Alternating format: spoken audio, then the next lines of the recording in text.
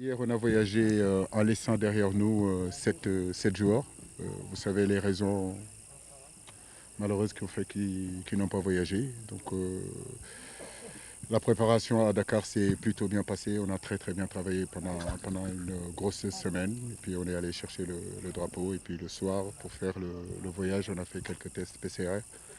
Il s'avérait qu'il y a quelques membres du staff et puis de l'équipe qui sont contaminés, qui sont positifs. Donc bon, ça ne nous a pas empêché de voyager hier. Ça a été une journée un peu longue, mais on est bien arrivé. Les garçons se sont bien reposés. Cet après-midi, on a pu faire notre première séance. Demain, on fera aussi une autre séance. Le moral est beau fixe. Et nous espérons récupérer le reste du troupe d'ici la fin de cette semaine-là. Avec beaucoup de sérénité. Aujourd'hui, c'est vrai que comme vous le dites, c'est notre troisième CAN. On a emmagasiné ensemble avec les joueurs aussi, qui en sont certains à leur quatrième CAN. Beaucoup d'expérience, beaucoup de vécu, beaucoup de très bonnes choses. Donc moi j'ai eu la chance aussi en tant que joueur de l'avoir disputé deux fois. Comme je vous le dis, cette CAN on la connaît, on sait que c'est une compétition très difficile. Où aujourd'hui, depuis 2 ans, j'ai envie de dire que toutes les équipes se sont préparées. 2019, 2022, beaucoup de choses ont changé dans les effectifs. Tout le monde a cœur aujourd'hui d'être prêt à cette CAN-là. On va vers une CAN très intéressante, on va vers une CAN très difficile, mais je crois que nous sommes outillés pour ça. Vous êtes isolé dans ce cadre. Comment vous jugez ce cadre qui semble être enchanteur et bien pour les Levant? Pour l'instant, on vient d'arriver, donc nous découvrons aussi ce cadre-là. C'est vrai que les conditions de travail sont très bonnes, donc nous sommes très heureux d'être là, d'autant plus qu'on est les premiers à être arrivés. Petit à petit, nous découvrons notre environnement, donc je pense que les garçons s'y plaisent bien. C'est de bon augure. Et puis l'avantage, c'est qu'on a la possibilité aussi de rester ici jusqu'en huitième de finale. Ce n'est pas négligé. Et ça, c'est important. La seule contrainte qu'on a, c'est peut-être le climat ou c'est l'altitude. Il faut, à un moment donné, s'acclimatiser rapidement. Et c'est ce que nous sommes en train de faire.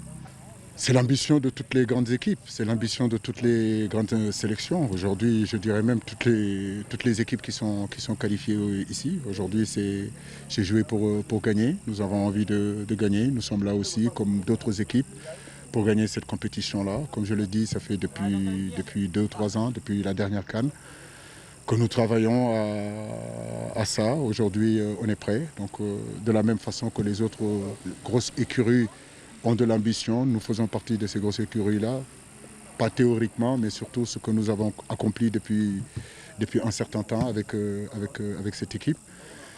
Que ce soit la Coupe du Monde, que ce soit la CAN 2019, la CAN 2017. Donc oui, tout à fait, nous sommes ambitieux, pardon, et ces ambitions-là, nous devons le montrer sur le terrain parce que c'est facile d'être ambitieux sur le papier, c'est facile d'être ambitieux dans la parole, mais je crois que maintenant c'est sur le terrain qu'il faut le montrer. Oui. Bonjour coach. Bonjour.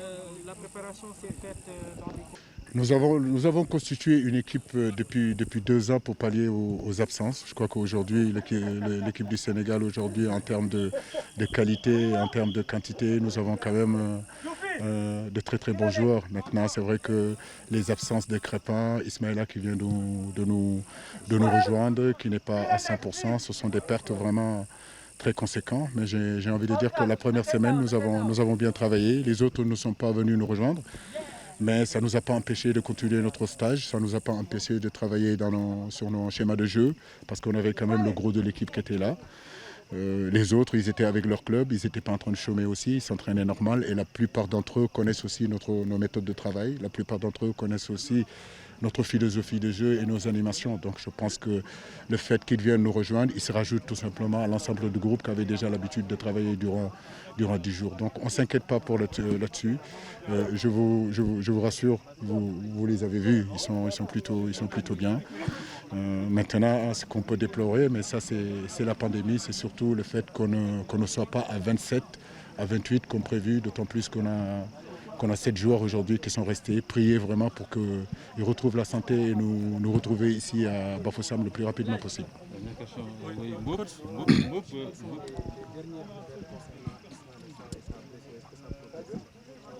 Le cas d'Ismaïla a suscité beaucoup de débats. Si vous regardez bien, moi je ne me suis jamais épanché là-dessus, comme je le dis. Je l'ai dit lors de la conférence de presse.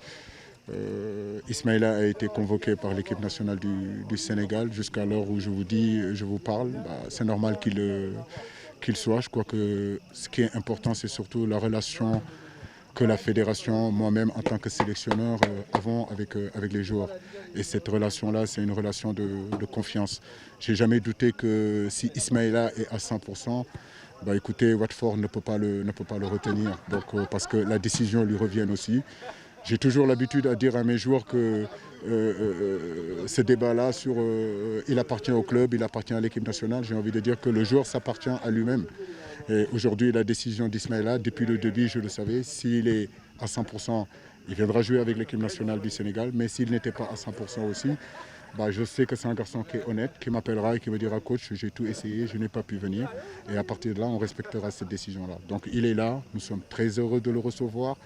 Et que Watford se rassure, qu'il comprenne qu'il est dans de bonnes mains. Nous avons aujourd'hui un staff médical qui est capable de l'aider à retrouver son meilleur niveau. Il a commencé la course.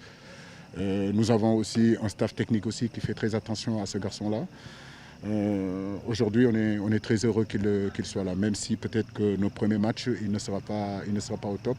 Mais nous espérons en tout cas dans la compétition, au courant de la compétition, pouvoir le récupérer. Koulibaly, oui, vous l'avez vu, il a repris l'entraînement depuis 2, 3, 4 jours. Donc il a de très bonnes sensations. Là aussi, comme je le dis, c'est cette relation de confiance qui me lie à mes joueurs. Kouli, quand il est arrivé, il était motivé, il s'est bien préparé. Sa rééducation s'est très bien passée. Quand il est arrivé avec nous, notre préparateur physique l'a récupéré aussi. Nos médecins l'ont pris en charge. Donc pendant pratiquement une semaine, il a bien travaillé. Il a intégré le groupe il y a 3, 4 jours. Là, vous le voyez, je pense qu'il est vraiment prêt. On a espoir en tout cas.